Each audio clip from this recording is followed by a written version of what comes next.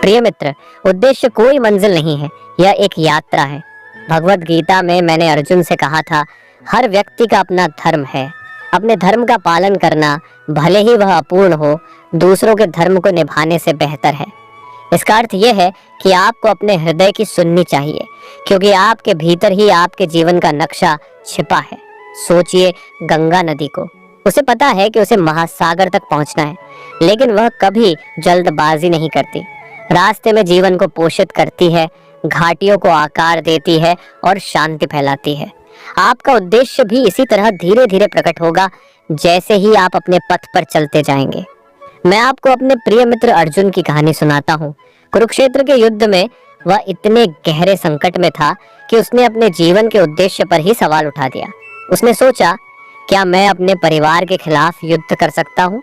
तब मैंने उससे कहा, अर्जुन, तुम्हारा उद्देश्य केवल तुम्हारे लिए नहीं है, यह इस विशाल सृष्टि की योजना का हिस्सा है।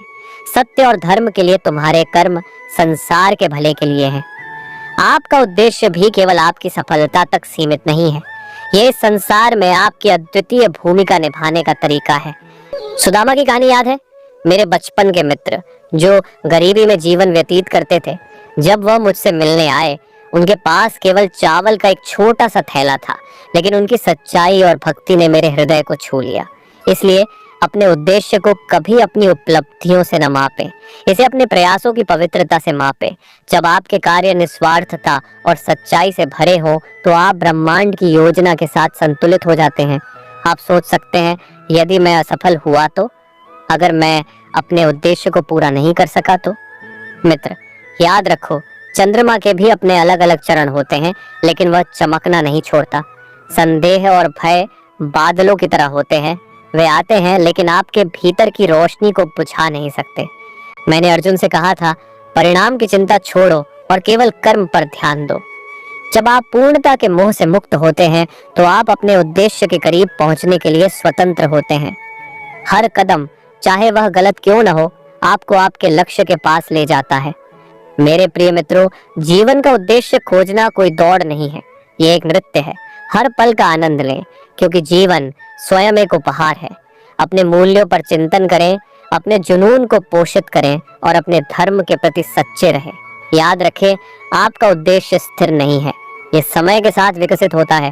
इसे उत्सुकता से खोजें, साहस के साथ जिएं और प्रेम के साथ साझा करें। अब मैं आपको एक प्रश्न के साथ छोड़ता हूँ। आज आप ऐसा कौन सा छोटा कदम उठा सकते हैं जो आपको आपके उद्देश्य के करीब ले जाए? इस पर विचार करें। आपकी यात्रा आनंद और ज्ञान से भरी हो। जब तक हम फिर न मिलें, मन शांत रखें। जब आप सच्चाई और प्रेम के साथ कार्य करते हैं, तो आप ईश्वर की योजना के करीब आ जाते हैं। अब आप सोच रहे होंगे, हे कृष्ण, इस भाग दौड़ भरी जिंदगी में मैं अपने उद्देश्य को कैसे खोजूं? उत्तर है ध्यान। आंखें बंद करें, अपनी सांस की लय को महसूस करें, अपने दिल की धड़कन सुनें।